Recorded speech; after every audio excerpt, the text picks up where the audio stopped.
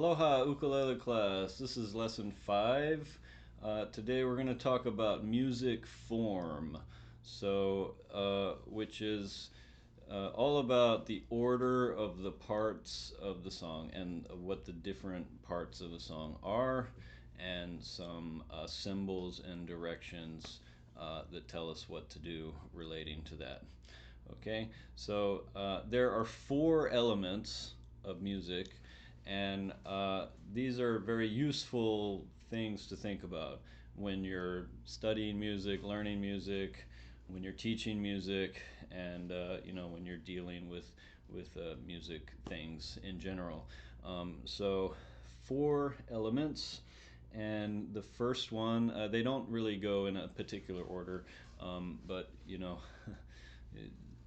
there's not like element 1, 2, 3, 4, but there's just 4 of them in no particular order.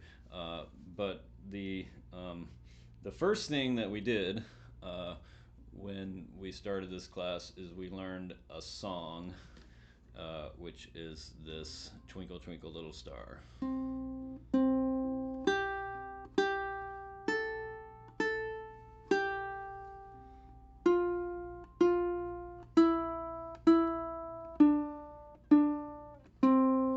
What's that I just did is melody.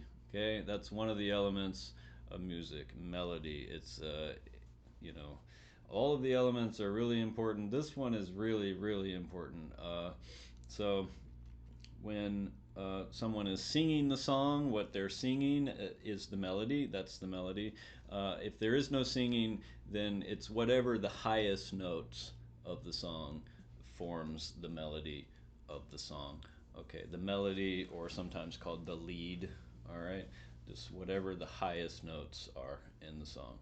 Okay, so when we do Eau Claire and Twinkle and Drink to Me and some other ones that we're going to learn today, those are all melodies. And the simplest kind of melody is just one note after another after another.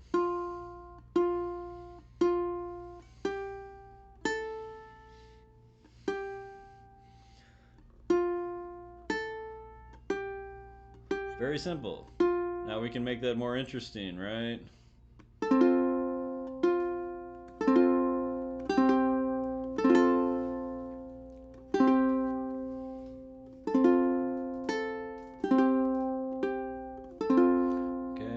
So what am I doing now is another element, which is called harmony. All right, so right then I'm playing the melody and the harmony together, which is really nice. Okay, we're going to learn how to do that this semester too.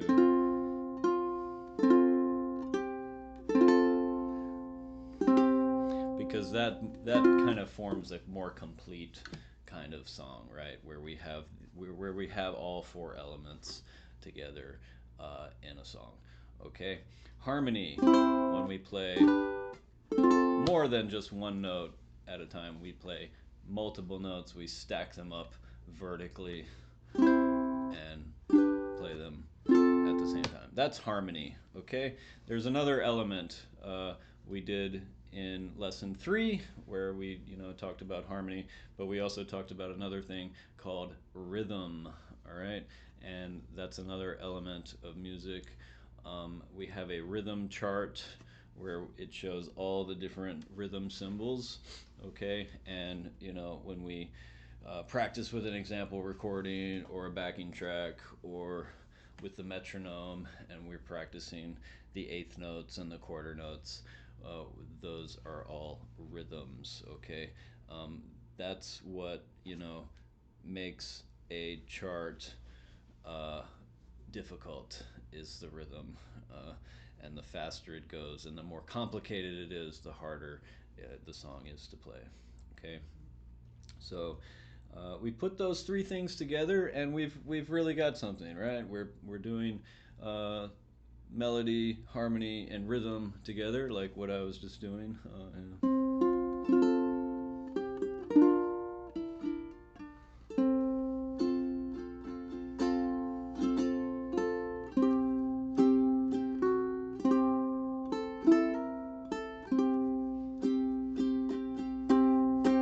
Okay, but there's one last thing, the fourth thing that we haven't talked about yet that we're going to talk today, and that is form. Okay, form. And that is about how many times we play each part of the song. That's the thing you have to, it has to be worked out in advance of the performance. Everyone in the band has to know, like, how many times you're going to play each part of the song and the order of the parts of the song.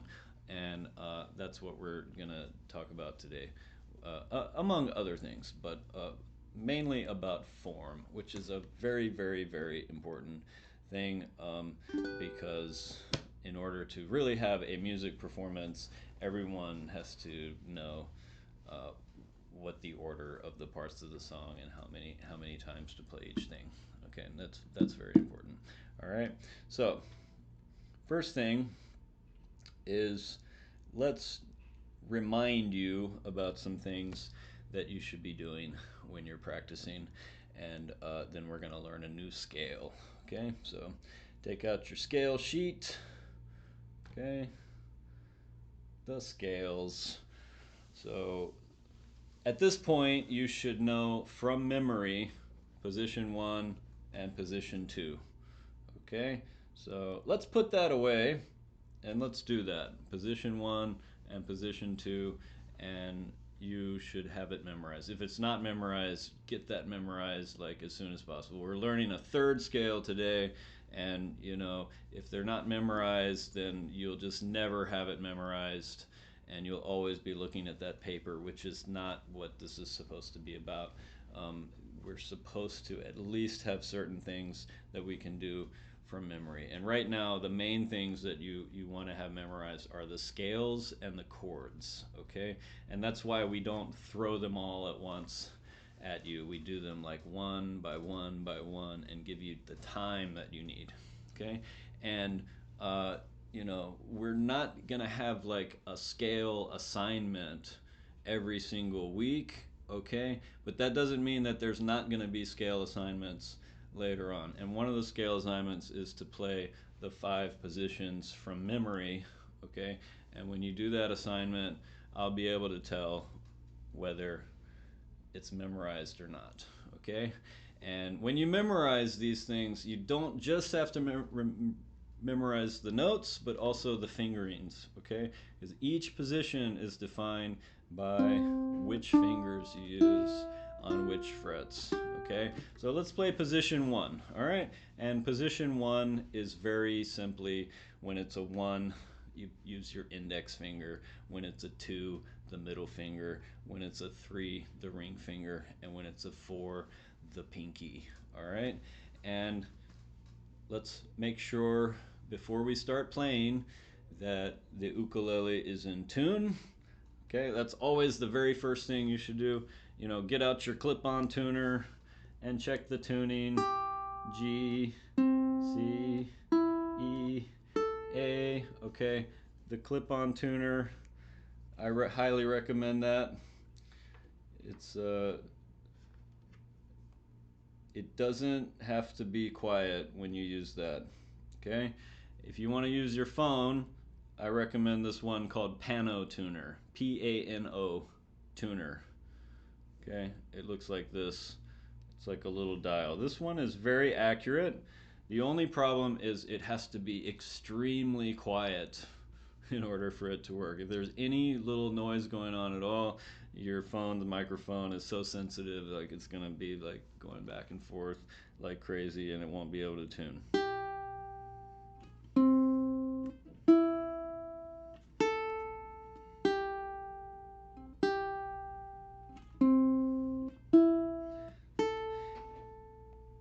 So always, every single time you play your instrument, tune it, get it in tune as perfectly as best you can. There's no like close enough in tuning. It's either in tune or it's out of tune, okay? And it's as simple as that. And as you play it, you play it for 10 minutes, 15 minutes, check the tuning again, tune it again. All right, even if it like sounds in tune to you, You know, you pick up the tuner, G, C, E, A, it sounds in tune. Well, maybe it sounds in tune, but you know, is it in tune when you play a chord? Does it still sound in tune? Okay, but also when you're doing these lessons videos and playing with example recordings and other recordings, you want to be in tune with those things too. So me and you have to be in tune together, otherwise it's going to sound weird, and the whole experience of playing is going to suffer. Okay, because remember, you know, I have to hear you when you do the assignments, okay? So it bothers me when I hear things out of tune, but really you're the one that has to hear it for the majority of time, okay? And so it really hurts the experience if it's out of tune, okay? I can't stress that enough, how important that is. It doesn't just stay in tune, okay? There's wood and metal, and it expands and contracts, and every time, you know, you take it from the air condition to the outside, back to the air condition and stuff, it's gonna go out of tune, right? You have to tune it. Even if it just sits there in the same room, still might go out of tune, all right? So always, always, always tune it. And then after you tune, what do? Play your scales, all right? Position 1, and we just talked about what that means, all right? Hold it correctly, okay? Don't hold it back here and play over the sound hole. Hold this part of the ukulele, get it on the top of your leg, not off to the side of this leg or to the side over here, okay? Right on the top of your leg. Hold it at a 45-degree angle, not too low, not too high, right in between, okay? And then with your left hand, close your grip around the ukulele neck. Always balance it here like this. Put the thumb up here, and then you're ready to play. Always leave a space between here and this part of your hand here, okay? All right, and then when we play the notes, arch the finger and play on the tip of your finger. Okay, make sure your fingernails are trimmed. If they're not, cut them right now. And especially like when you record your assignments, I don't want to see long fingernails, because that's another way that you're can sabotage yourself and make it much harder to play the instrument. Okay, so no need for that. No need to be out of tune. No need to play with long fingernails. Okay. Arch the finger, play on the tips of your fingers, okay? Try not to let your fingers do this, all right? Especially like, you know, when you're playing chords, like I see a lot of people, they play G and then it looks like this, you know? They're all three fingers collapse and fall down. It should look like this, you see. Okay? Which this is in the beginning it's about learning control, but it's also about learning the technique. Okay?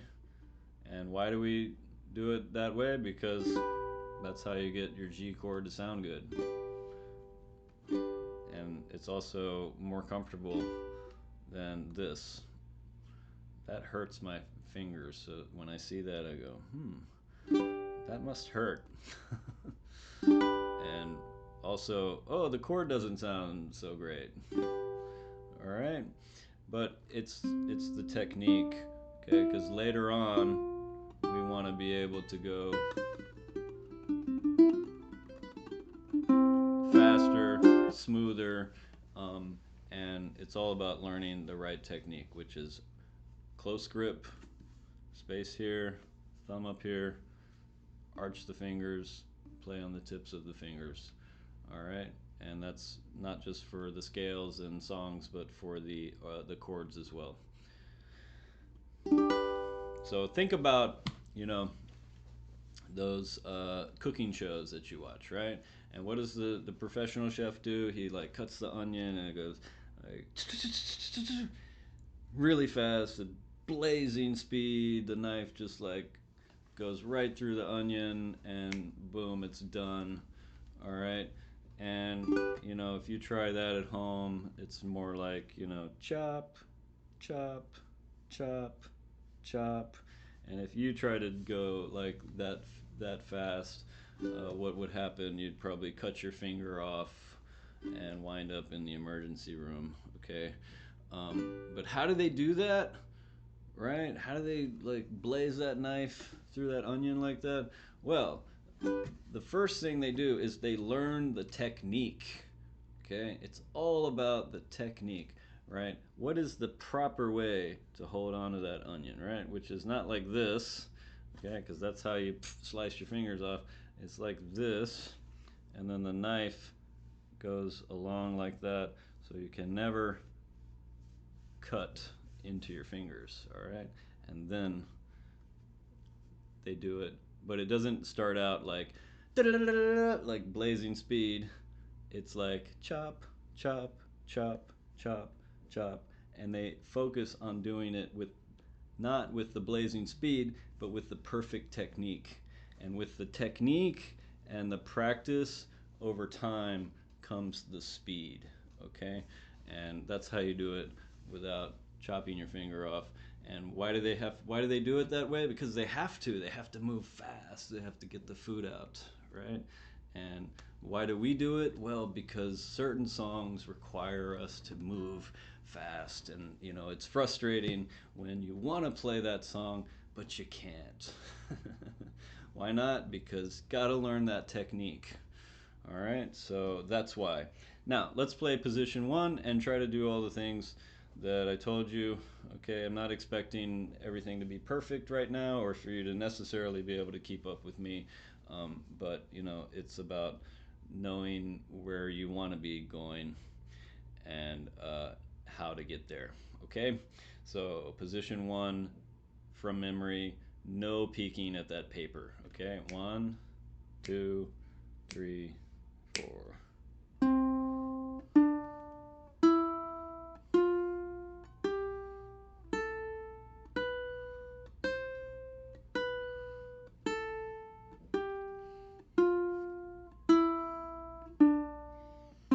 Okay, right now for these types of things, the scales, the simple melody songs like Ode to Joy and Drink to Me is all with the thumb. Okay, we haven't learned how to use these fingers yet, but we will later. Okay, thumb, thumb, thumb, thumb, thumb, holding onto the ukulele like this. All right, now a good thing to do is to use a metronome, right? And we talked about this last time, or in lesson 3 rather, speak beat, okay? All right. But then at that point we were doing like 40, okay? And now I'm trying to do more like 60, okay? Ready? Let's do 60. 1, 2, 3, 4.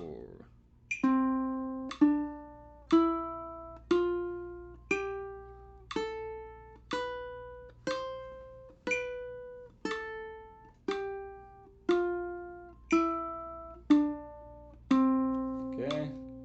So if you're not able to do that, then work on it, keep working on it, and the metronome is a good way where you can see your progress from week to week. Oh, I started out at 40 and now I can do 50 and I'm trying to get to 60, right? So it gives your practice a goal and a direction and a challenge and the push that you need to go. Okay, now let's do position 2. That's another one that should be memorized right now. If it's not, then get it memorized. And the only thing really you have to do in order to memorize it is you have to just put that paper away and try to remember what those notes are. Okay? And then, oh, I can't remember, look at the paper, but then put it away again. And you repeat that process until you can do it without looking at the paper. And trust me, everything will go better and smoother when it's memorized. And then there's lots more things that we can do with the scale and the scales at that point. Okay, so position 2, which is quite simply we shift the position 1 over 1 fret, and now it's index finger on the 2nd fret, middle finger on the 3rd fret, ring finger on the 4th fret, and the pinky on the 5th fret, and you stay in those lanes and do not go outside those lanes. All right, assign places for your fingers. All right, if you do it that way, you'll do the whole scale and you will not have to move your hand this way or that way or this way or that way. We'll just stay in one position. Okay, position 2. Ready? 1, 2, 3, 4.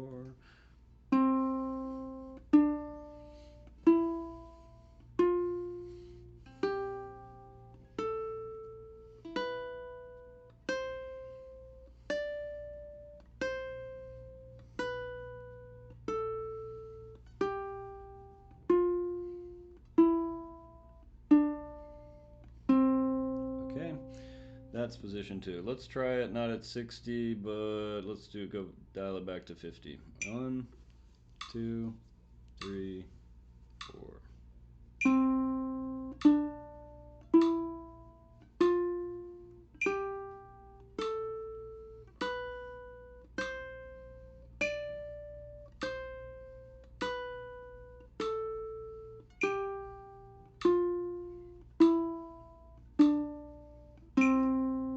Okay, so maybe you can't do that yet. That's okay. Just you know what is expected, and try and you know take care of that and get it done. So memorize the scale, be able to play it at 50, 60 beats per minute with the metronome without too much trouble. Okay, uh, and that's it. So let's learn a new scale, position 3. Okay, which is this one here. Okay. Another thing is that you should have all of these things printed out and in a binder and have it in front of you. So you have like your music here and the video there, and you have both things.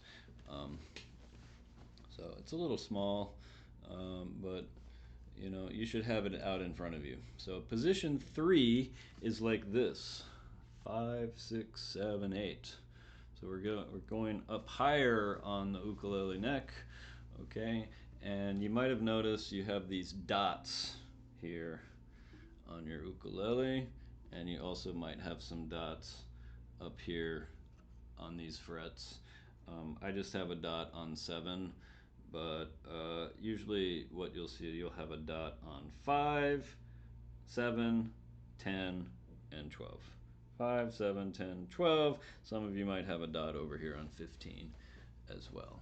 Okay, so the dots are there to give you reference points, so you don't have to count 1, 2, 3, 4, 5 every single time. You just have this dot, and you go, oh, here's 5, and here's 7, 5, 6, 7, 8, like that, and it shows you where certain frets are on your ukulele. All right, so 5 and 7 are really good reference points for this position. Now we have kind of an approach to position 3, which starts in position 2. So we're going to go 0, 2, 4, and we're going to use our index finger and our ring finger to play the 2 and the 4, just like position 2. Ready? 0, 2 with the index finger, 4 with the ring finger. Remember, close grip. It doesn't matter where you are on the neck. It's always a close grip, thumb up here, leave a space here on this side. So let's do that again. 0, 2 with the index finger, 4 with the ring finger, and then we switch. We're going to put our first finger on 5. Ready? Index finger on 5. Now we're in position 3. 5, 7 with the ring finger. And then we go to the next string. 5, 7 with the ring finger. So far we've only used the index finger and the ring finger, and now we're going to use the pinky, but only on 8. Pinky on 8. And then we do exactly the same thing on the A string. 5, 7, 8 again, and then return. 7, 5, go back down the descending scale. 8, 7, 5. 7 with the ring finger here. 7, 5 with the index finger. 4 with the ring finger. 2 with the index finger, and then 0. Okay, so that's one of the rules that we operate by when we're doing scales, is that the fingering for the descending scale has to be exactly the same as when we do the ascending scale. All right, so when we learn these scales, you have to learn not just the notes, but the fingerings.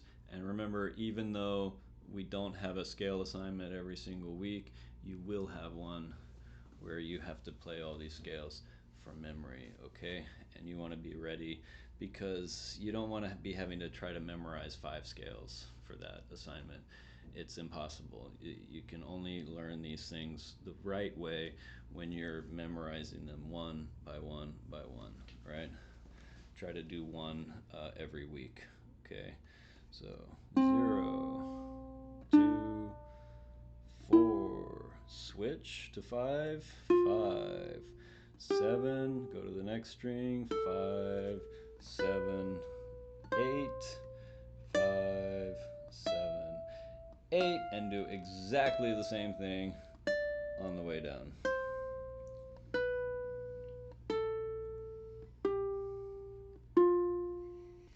Switch back to the ring finger here. That way we only switch once going up and then once going back. If you do it another way, then you switch again and again, or switch again and again and again. But the most efficient way is just to move your hand one time, like that. All right, so that's position 3. Now, I think this position is much easier than position 2 because if you look, you have the same thing 5, 7, 8, 5, 7, 8 on both strings. And when it's the same thing on both strings, that's a much easier pattern to remember. Yeah, much easier. And so I think that's what makes that scale easy to remember because the pattern's very symmetrical and it's all first finger and ring finger except when you use the pinky on 8. Okay, so scale practice, that's a thing that should happen every time you pick up your uke. Pick it up, hold it correctly, tune it, and then play your scales. Position 1, position 2, position 3. Try to memorize it and try to play along with the metronome. And that way you can see your progress happening week after week. That builds your confidence and when you know that you're getting better every week, okay? Now, let's take a look at Amazing Grace. So, this one is a little bit harder than the other ones we've done, like Ode to Joy and Drink to Me. And the thing that makes it harder is that it changes strings like more frequently. So whenever you're jumping around from string to string more, that makes the difficulty higher. And then also it has a lot more variety of rhythm here than in the other ones. There you have a good combination of like longer notes, but also faster notes. But all these rhythms, basically, we've seen before in "Drink to Me" and Ode to Joy. It will be the same again. So this one is in 3/4 time. So 3 beats in each measure. And one thing that's different here is that it does not start on beat 1. So a lot of songs do not start always on beat 1. This one starts on beat 3. So what you have here is like a partial measure. And so you count it off like this: 1, 2, 3, 1. And it starts on beat 3. And we call that a pickup measure. All right, and the technical term for that is anacrusis. That's some of the music terminology. So anacrusis, but no one really ever says that. What you'll hear instead is pickup measure, and that's a partial measure at the beginning of a song. Okay, so let's play through this. And again, I don't expect you to be able to keep up and play everything perfectly, but you can go practice, pause the video and play through it a couple times before we start playing through it, and then you can work with the example recording and things to get better at it. But I think it's important that we kind of walk through this and count it out. And then I'll show you some things that happen here with the music form with respect to the repeat signs and some other things. Okay? So we're going to start on 3 and we'll go nice and slow. 1, 2, 3. 1, 2, 3, and 1, 2, 3. 1, 2, 3. 1, 2, 3. 1, 2, 3, and 1, 2, 3. 1, 2, 3. 1, 2, 3. 1 and 2 and 3 and 1, 2, 3. 1 and 2 and 3 and 1, 2, 3.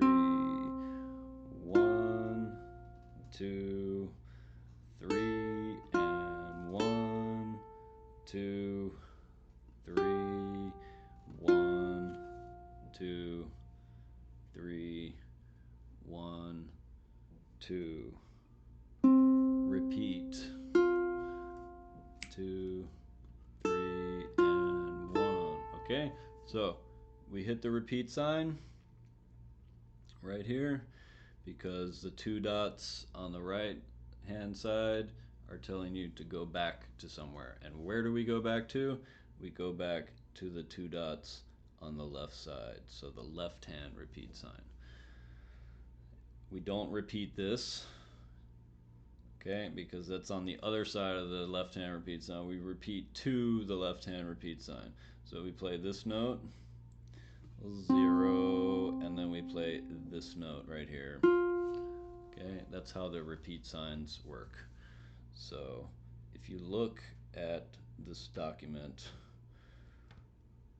Guide to Form, Parts, Directions, and Symbols, or Guide to Music, Form, Symbols, and Directions, the first thing you'll see are the repeat signs, okay? And there's the left hand repeat sign and the right hand repeat sign.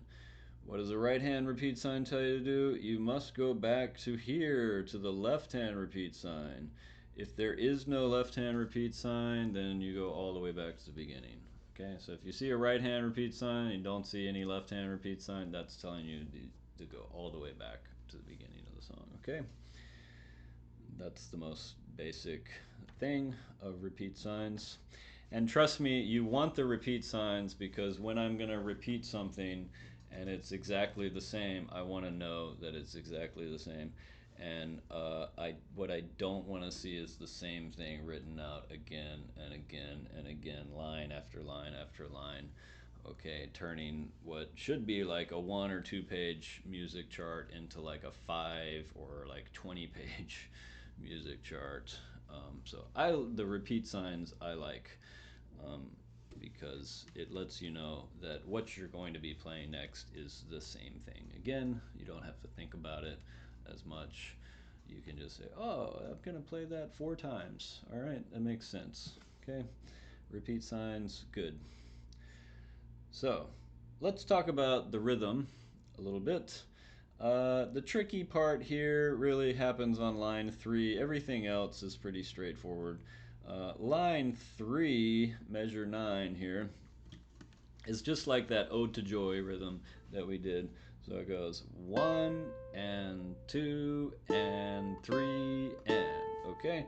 So the dotted quarter note, right, is on 1, and then that next 8th note comes on and, the and after 2, which is what we call the and of 2.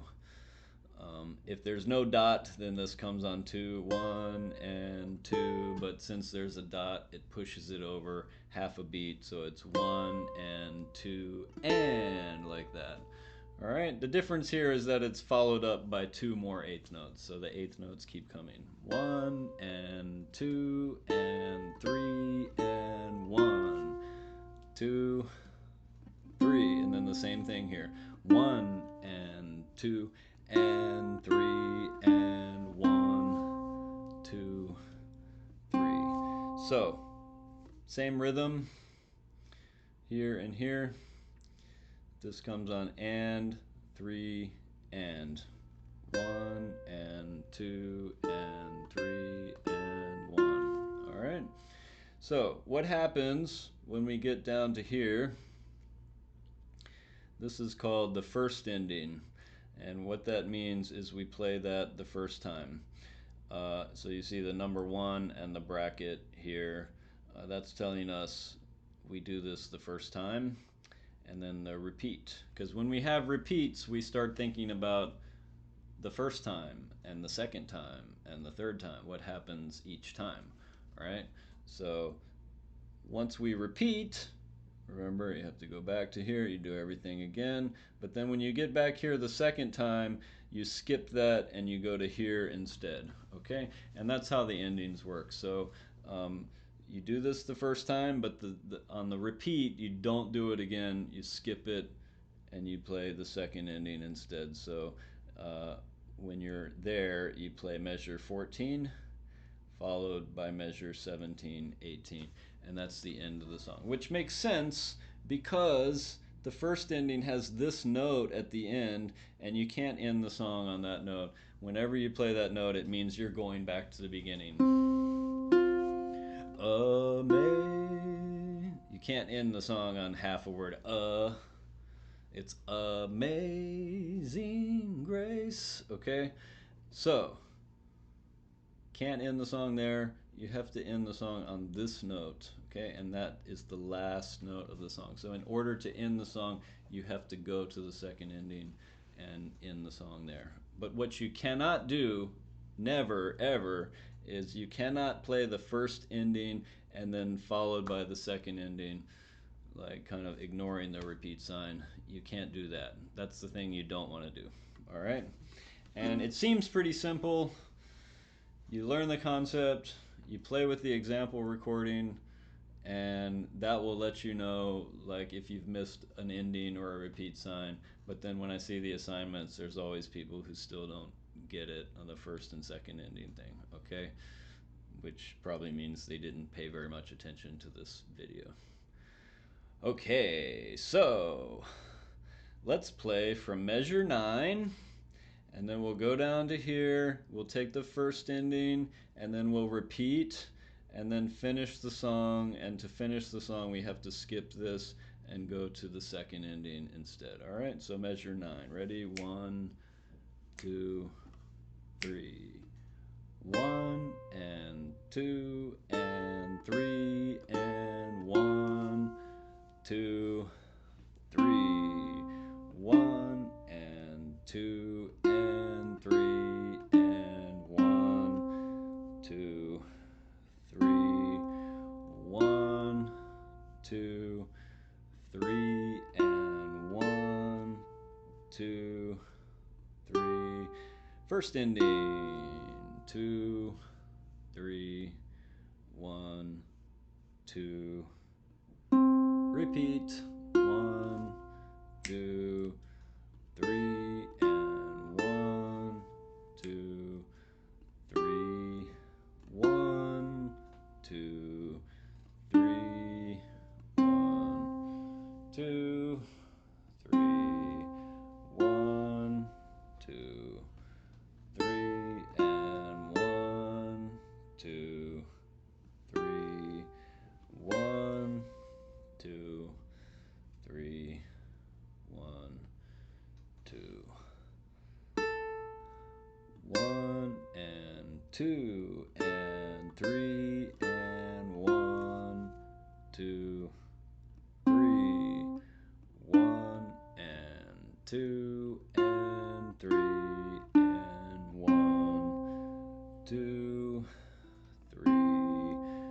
1, 2, 3 and 1, 2, 3 to the second ending. 1, and that's the end.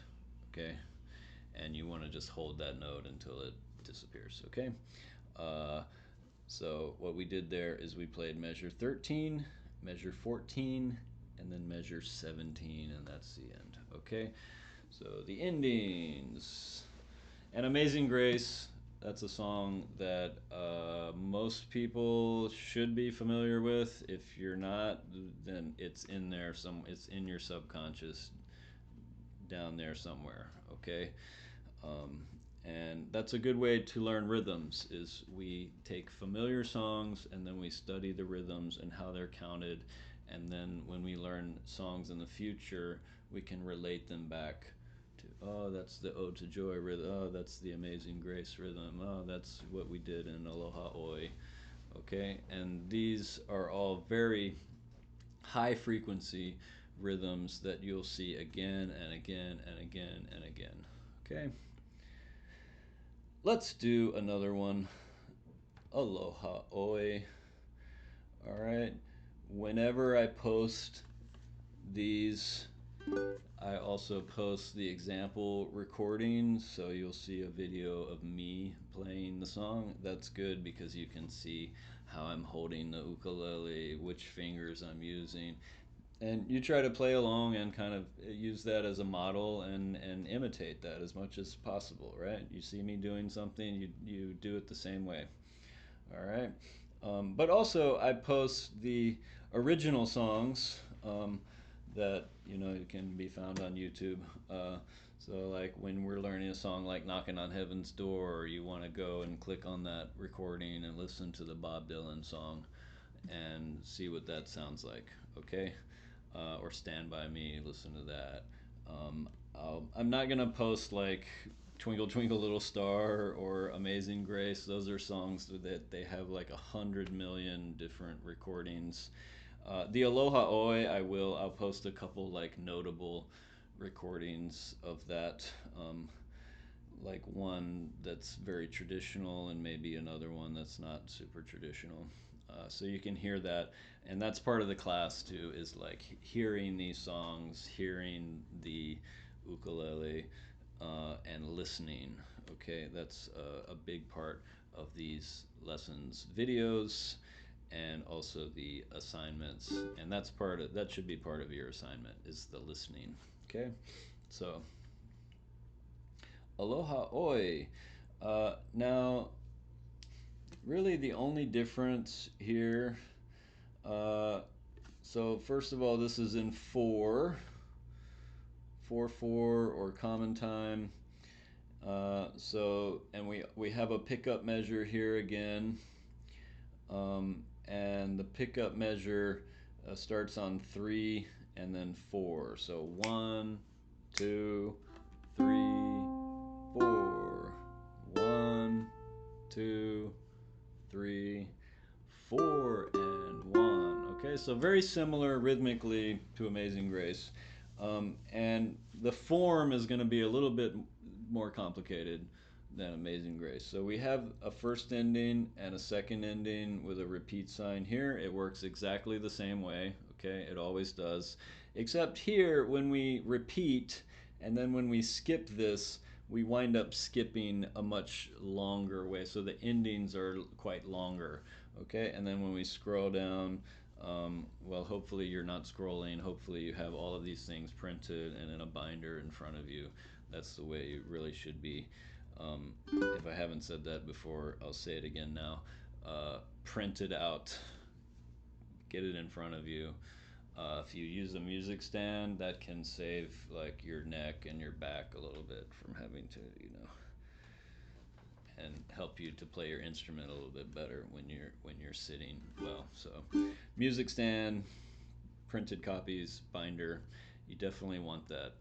Scrolling around on the computer screen, especially like when you're trying to watch a lesson on one screen and like trying to find music on either the same screen, toggling back and forth, or using another screen.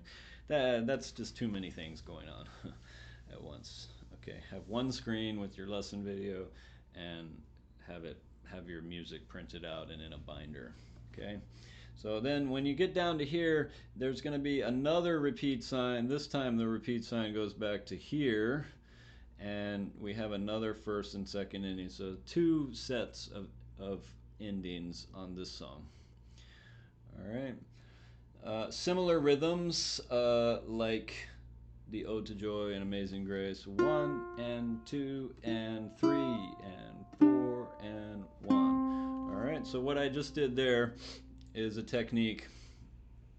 It's called a slur. All right, so you see this little thing, it looks like the two notes are tied together like this, okay? Except you also see this down here in the tab, all right? And that's the slur mark. When it's a note tied to the same note, that's a tied note. But this is a note and it's tied to a different note, okay? Which means it's not a tie, it's a slur. And this particular slur is like this. It's called a hammer-on. So we pluck the string, the 0, and then the second note, the 1, we make that sound by slamming our finger down on the string like this. So we just pluck it once, and then the second note we make with our left hand, okay? Alright, you see? I'm not doing that with my right hand. I'm doing it with the left hand, okay? That's called a hammer-on. That's the slur is the generic term for all the different kinds of, you know.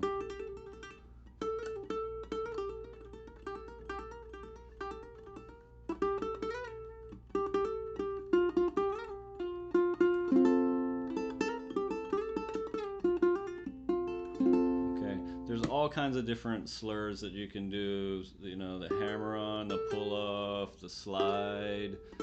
Okay, this one is the hammer-on. So. But they're all different kinds of slurs, all right? So you have to just sit there and practice that. And the way to do it is, first of all, hit it with the tip of your finger like that, not the flat part. We already talked about this, about the scales. Always arch your fingers, and that's the technique. You know, get up on the tip of your finger and try not to let the finger do this. So when you're practicing your scales and also when you're practicing these songs, you know, play on the tip of your finger and watch out, especially the ring finger, you know, is a little wobbly at first, but this is the technique, which is developing the control, right, to play on the tip of your finger with your finger arched and never flat and never hyperextended like that also, okay? So you hit it with the tip of your finger and you keep pressing on it, right? So if you don't do that fast enough or press in to the fingerboard enough or hold down the pressure on the note, it just mutes it, right? So instead of what you want like that, you get this. Just mute the string. All right. And you don't want to do it back here on the fret. You want to do it in a good place on the fret.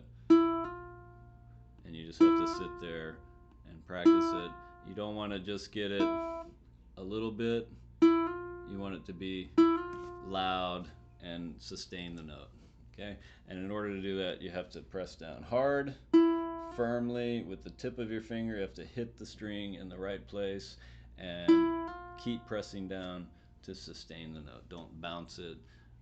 Don't try not to mute it. All right, and that's the hammer-on. And this is a good way to learn it because it's easier when you do it from an open string to a note, and it's easier when you use your strongest finger to do it.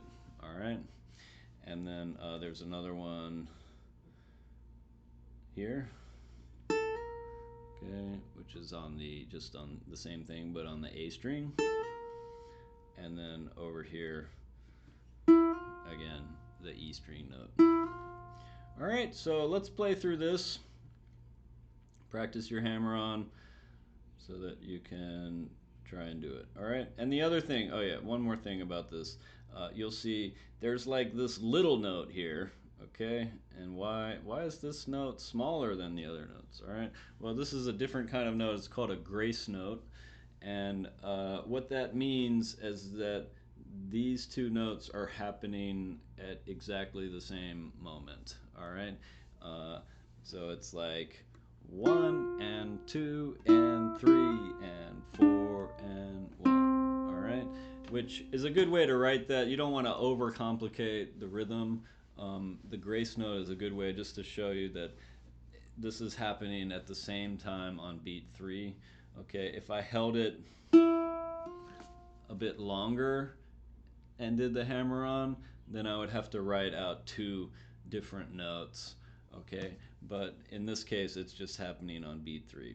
And 2 and 3 and 4, okay? And that's just a simpler way of writing it by using the grace notes. Okay, let's play this thing. Count it, play through the form, and I'll walk you through it. All right, after this is over, you can go on the YouTube channel and you can find this spot in the video, and you can do it again and again and again. And that's a little different than the example recording because I'm counting it and telling you to repeat back to here and take the first ending, take the second ending. Okay, so you can do both. You can do that, and then you can try playing with the other example recording, which is just the song without the counting. Okay, here we go. We're gonna start on 3. Ready? 1, 2, 3, 4.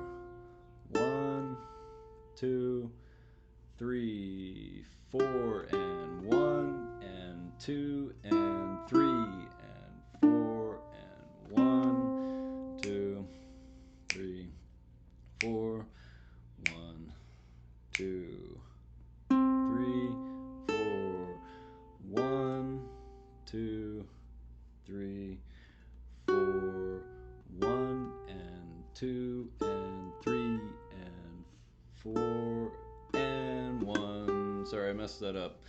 Let's do that again. Ready? And 1 and 2 and 3 and 4 and 1. It's hard to play and count at the same time sometimes.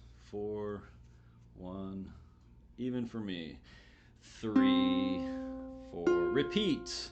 1, 2, 3, 4 and 1 and 2 and 3 and 4 and 1, 2, 3. Here we go. Second ending.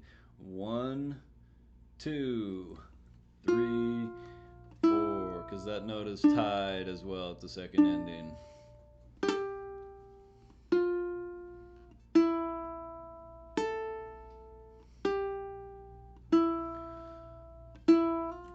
2, 3, 4, 1, 2, 3. Continue on. 1, 2, 3, 4, 1, 2, 3, 4, 1, 2, 3, 4, 1, 2, 3, 4, 1 and 2 and 3 and 4 and first ending.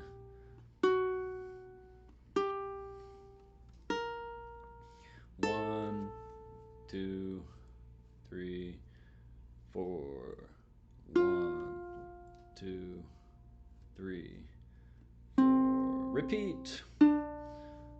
2, 3, 4, 1, 2, 3, 4, 1, 2, 3, 4, 1, 2, 3, 4, 1 and 2 and 3 and 4. Second ending. 1, 2, 3, 4, 1, 2, 3, 4, 1.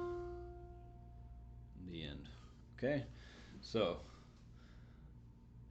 just remember, you repeat back to the left hand repeat sign, but on the repeat, you don't play this again. You skip it and play the second ending instead. That's how that works. All right. And also, you can't be taken by surprise by these things, right? When you get to one of these repeat signs or ending parts, you don't want to be caught going, what am I supposed to do again, huh? There's no space in between, right? You play this note and then this note, all right, without any break or space happening, but it's continuous. right? And then you play this measure followed immediately by the second ending measure. 1 and 2 and 3 and 4 and second ending 2, 3, like that. Okay? So you don't want to be taken by surprise by these things, and that's why you have to practice them, know exactly where you're headed, where you're going, what it's telling you to do, and then practice with the example recording to make sure that you're doing it right, and to practice not just the notes and the songs and the rhythms, but also the order of the parts of the song. Okay? That's it. Um, Aloha Oe will be kind of like the last single note melody song that we do. After that, it will be there will be harmony added on to these things. Okay, but this is good because Amazing Grace and Aloha Oe, it combines all the rhythms that we learned before in a different way. But it if you can play these and count them and understand the rhythm, then that can take you a long ways in, you know, being competent at playing some of the basic rhythms that you'll see again and again and again in song after song after song after song. Okay. Alrighty. Let's do Brown Eyed Girl. That's another chord strumming song.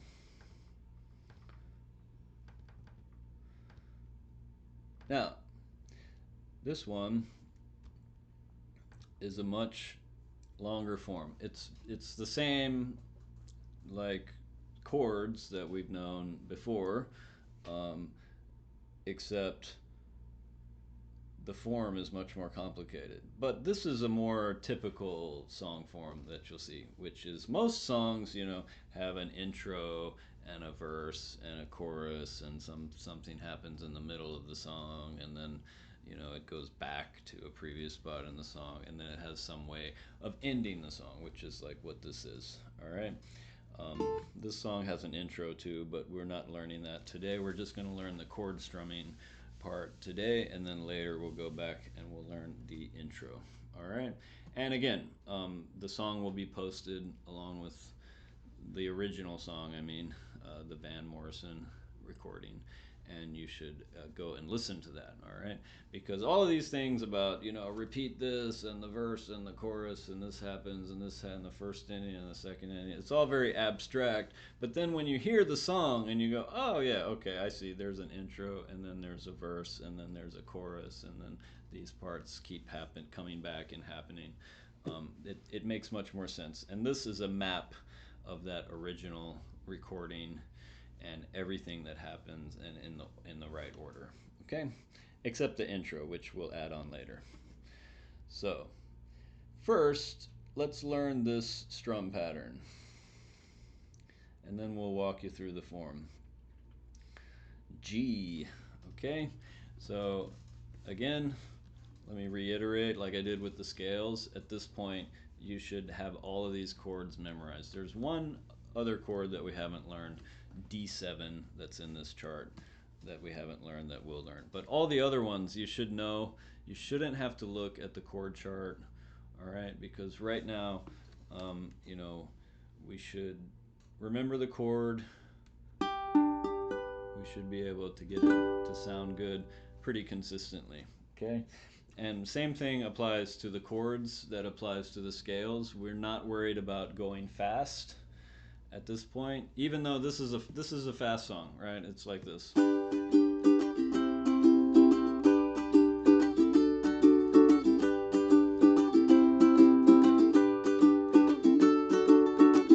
But we're not going that fast yet. We're gonna play it more like this because what we're trying to do is trying to switch, and we're trying to make the switch. So we want to go like this.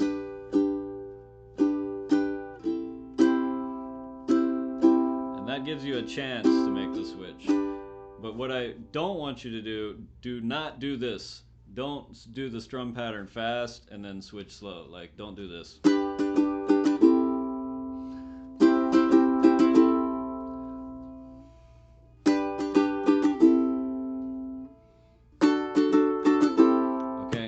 I'm strumming fast and I'm switching slow, which is what you don't want to do, because what you're doing there is you're practicing to take a break in between each measure, which is the thing you don't want to practice. What you want to do is just go very slow and make the switch.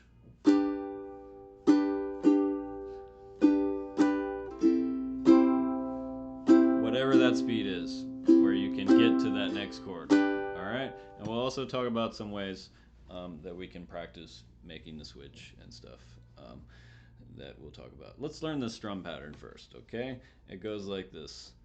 Down, down, up, up, down, up. And on that last up, you take your fingers off the strings. But let's wait on that. Let's just do it a few times on G, okay? And remember, don't take your arm off the ukulele when you strum. Keep holding on to it here. We're just using this finger like this. This is down and up. Down and up. Okay? I'm doing this to show you that it's just one finger, but when I do it normally, it's kind of like this, except I'm only touching the string with the index finger, okay?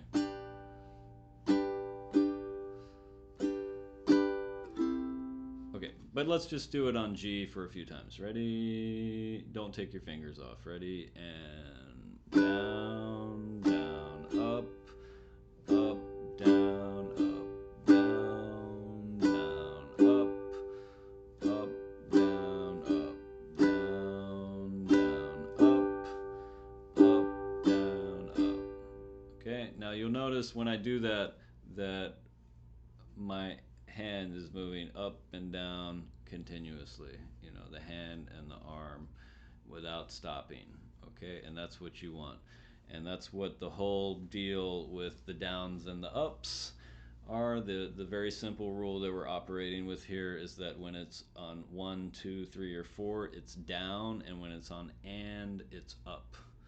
And that very simple rule just keeps everything within the natural motion of your hand moving constantly and steadily, and that's what keeps the beat.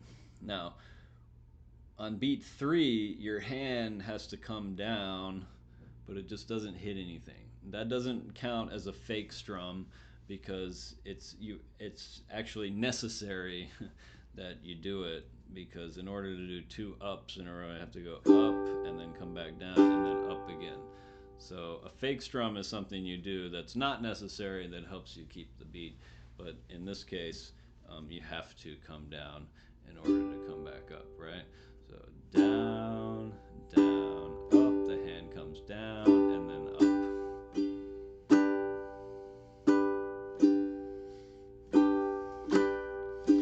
One and two and three and four, and the hand comes down on 3, and it does not hit anything.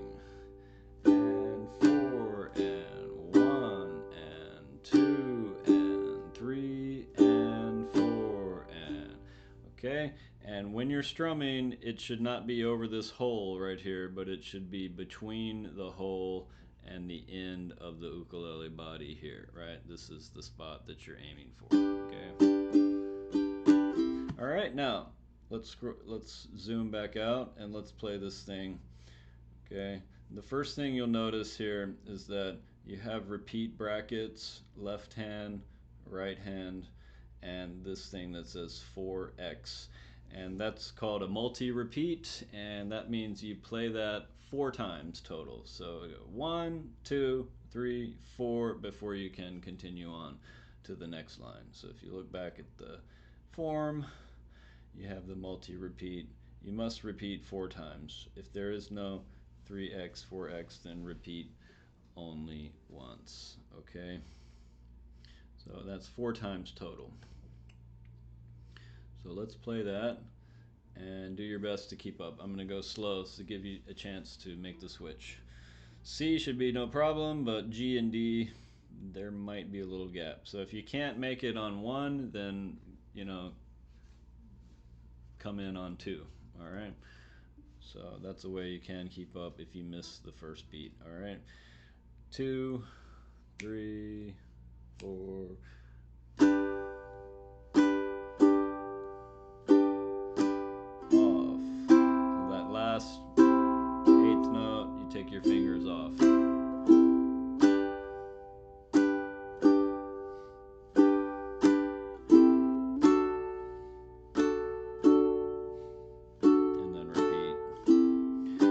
I'm not going to play all the way through this because it will take too long, and it's not necessary because we're just playing the same thing on every single measure. Okay, but what I do want to show you is the order of the parts and some other direction things that happen, and walk you through that. Uh, but also, I want to show you some ways that you can switch, that you can practice switching. Because, like I said, at this point, you should have the chords memorized. You should be able to get a decent sound out of each one of them.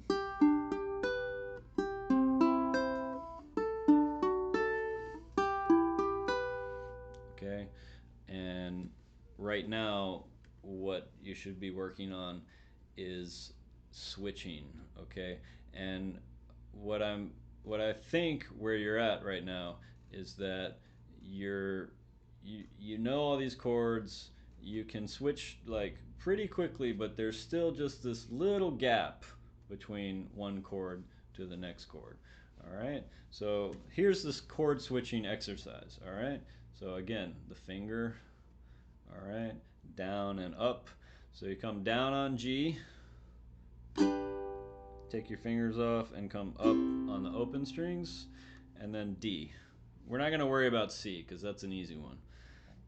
Worry about the ones that have like 3 fingers that are more difficult to switch to. And then D, down, and then fingers off and up. Okay, G, down, fingers off, up, D, down, fingers off, up, and repeat. G, off, D, off, D, off, D, off. Yes, you can just go G, D, G, D, G, D. That's good too. But in this way, you practice what you have to do in Knockin' on Heaven's Door and Brown Eyed Girl and in many, many other songs that you'll do, which is how you make the switch in those particular songs, which is down on the chord, up on the open string, down on the chord, up on the open string.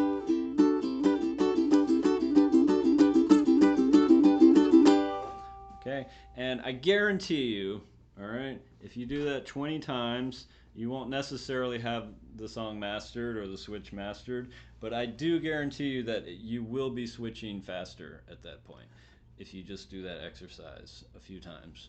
All right, and then day after day, week after week, you'll be surprised. Like in a few days to a week, you'll be making the switch. Not necessarily that fast, but at a regular, normal speed. And like I said, we're not worried about the speed. What we're worried about is the technique, putting your fingers in the right place, getting the chord to sound nice, but also making the switch. And when you play it slow, you give yourself a chance to do that. Okay? So that's the chord switch.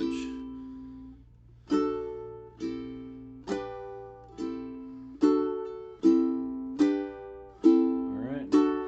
And the other thing is, like, as you do that more and more, you'll notice like the fingers start to kind of all move together from one chord to the next chord. After you do G and D a few times, do G and E minor. That's another one. G to E minor. Or D and E minor if you want. Just as long as you kind of incorporate each chord that you're having trouble getting to. Okay? And that starts out like normally you go 1, 2, 3. 1, 2, 3. Okay? But as you practice this more and more, you'll notice the fingers start to move together to the chord. And you want them to be moving directly to the notes that they need to move to, and not, like taking the chord off and going 1, 2, 3. Alright? Alright. And one thing you can do is you can do this thing called ring finger first switching. That also helps. Okay? Let's do that for G and E minor. That's a good one to do for that. So, and what I mean is, when we learn the chord for the first time, this is how we learn it. We go first finger here, second finger here, third finger here. All right, I'm going to E minor, first finger here, second finger here, third finger here, right?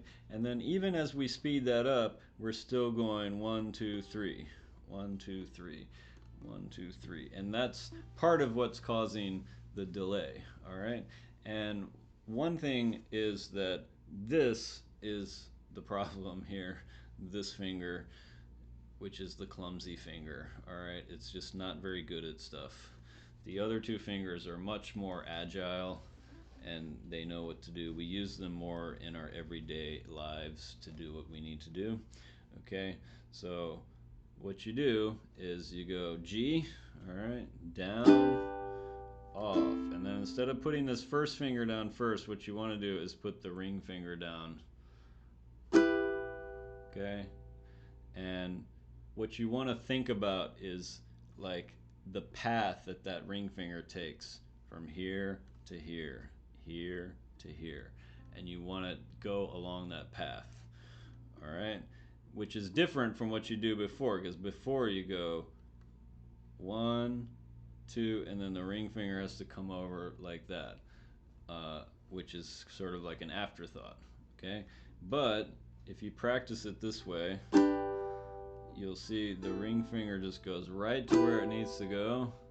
And what will happen is those other two fingers will kind of fall into place because those are smarter fingers and they tend to kind of know what to do. If you get your ring finger down first, the other finger will fall. All right? So put that ring finger down first. Now this is a thing that will really speed up the switch if you practice this ring finger first switching. Okay, same thing for D. Let's see.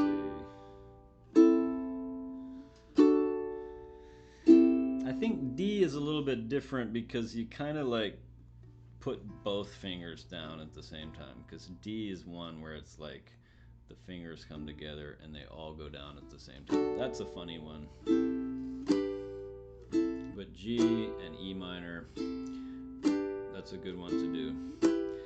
And it's a thing that will speed up your switching, but at first, in the beginning, it will feel like you're slowing down. Okay? But what it will do, it will help you do the switch all in one motion. All the fingers move to where they need to go all at once without doing this 1, 2, 3, 1, 2, 3. All right? So that's the thing that you can practice, because right, if you know the chord and it sounds good, then the only thing really preventing you from doing this in time with a recording is the switching.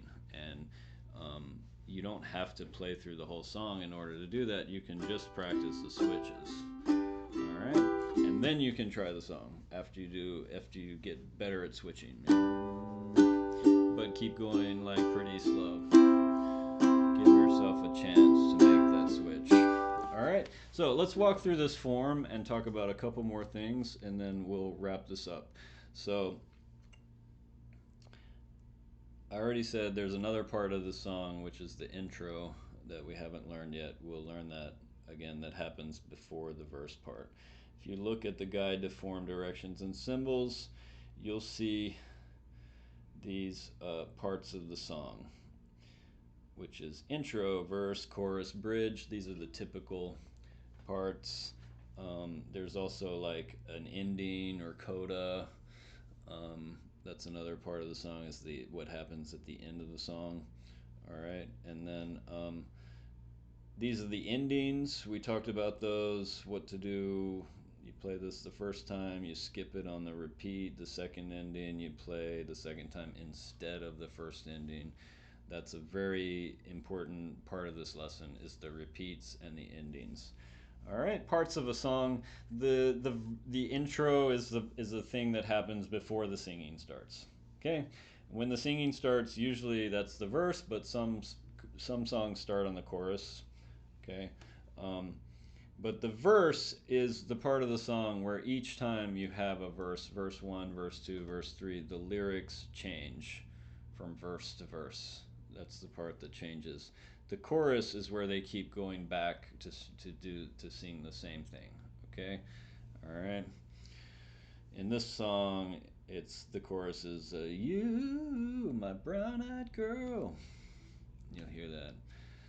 Da da da da da da, you, my brown-eyed girl. And that's always the same every single time. Okay, the verse part changes each time. Bridge is a part in the middle of the song that's different from the other parts. Not the verse, not the chorus, and happens in the middle. All right, back to the song. So, starting with the verse, it goes 1, 2, 3, 4 times because of this 4x. And then you do the chorus. Do this line, and then this line, and then here is a first ending.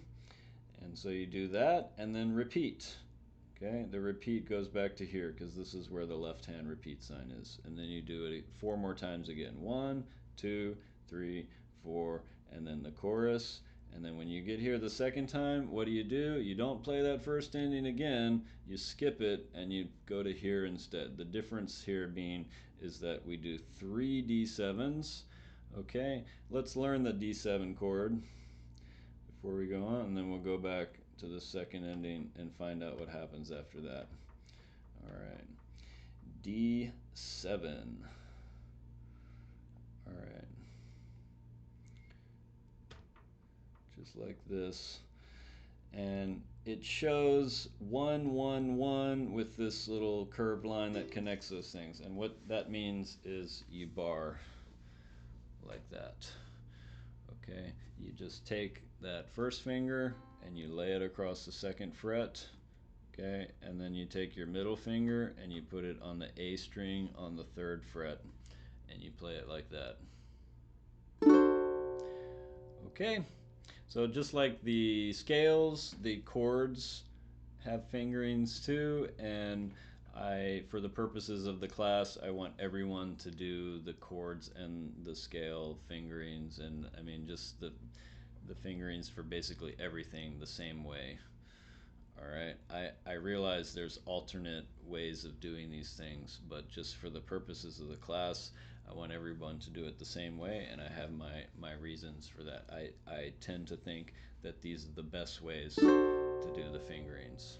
All right, now barring is a special technique. It's difficult, okay? So what you want to do is you want to lay your finger across the fret, all right? And it should be parallel to the fret, and it should be very close to this fret. You don't want to be up on top of it like this, but you want to be very close to it. That's the easiest place to press down the notes. All right, this is a little bit misleading because it shows that you're barring these, so it looks like you're doing a thing like this, but really what you're doing is a full bar. So, but that's what you do. Anytime you see like 1, 1, 1, you know you're going to be barring across that entire fret like that. All right, and what you can do is you can move this up and down, like higher and lower, just to get kind of the best part. If it's like this, that's too low. Okay, and if it's like this, that's too high. All right, it's got to go somewhere in between. All right, in particular to give yourself like an okay angle for this finger. This finger kind of has a tendency to straighten out a little bit, but you don't want it to hyperextend like that. You still want it to be bending this way. All right, and the finger should be perfectly straight like this. Okay, perfectly straight. And that's the way you get the bar. Now, if your finger bends like this, which is what happens with beginners a lot of the time, you're going to lose some notes of that chord. It's going to sound like this. So this note is going to be buzzy, and then this note is going to be non-existent. And your chord is going to sound like that, but that's not the way it's supposed to sound. It's supposed to sound like that. And the way to do that is by a perfectly straight barring finger, okay? And the thumb comes over here and clamps. So normally the thumb is up here, but for the bar is kind of a shift in hand position. You clamp it that way, all right? So one thing to realize about that, again, don't worry too much if it doesn't sound like perfect right away, okay? But just focus on the technique, right? Get your finger in the right place. Like this looks good, even though it's not making a sound, but when I press it the right way, it will make a sound. Okay? And another thing you should realize about practicing this barring technique is that the longer you sit there trying to hold it and work on it, the worse it's going to get, because it's kind of like trying to hold like a stress position, and it's somewhat of a contortion. So once you know the technique, what you should do is you should just like attack the chord, play it, and then move on. And just try to practice it in like little short bursts, because like I said, the longer you sit there trying to hold it, the worse it's going to get. All right, so that's your D7 chord. That's how to do a full bar chord, is with a perfectly straight finger, and I mean like straight as an arrow, right? Any little bend like that will ruin the chord. And I realize there's alternate ways of doing these things, but there's a lot of bar chords, but this is a way where the same technique is good no matter what the chord is, and it works well in every situation. Okay, so the bar chord, the D7, all right. And once you learn it, just attack it, play it, move on to something else. Come back to it. Don't just sit there and keep trying to do bar, because you're going to go, ow, my hand is cramping up, it's sore, and it still doesn't sound good, right? Because it gets worse the more you sit there trying to hold it. All right, back to Brown Eyed Girl. Let's finish this up. So second ending, and then we go to this part. It says sha la la here because that's what they sing on that part of the song. Sha la la la la la la la la la di da. That's that part of the song. You do this twice because it doesn't say 3x or 4x here. It's the same like G C G D that we did in the verse, but only 2 times, and then you continue to the next line, and G, G, and then a G, and it says break here. So the break, it just means you play the chord once and then you mute it. All right, because what comes after that is a rest. If you look at your rhythm chart, you'll see these symbols on here. This means a quarter note rest. This means a half note rest. So it's 1, 2, 3, 4. So silence for those parts of the beats. All right. So you play it and then stop it, and that's because it's followed by the rest. So G,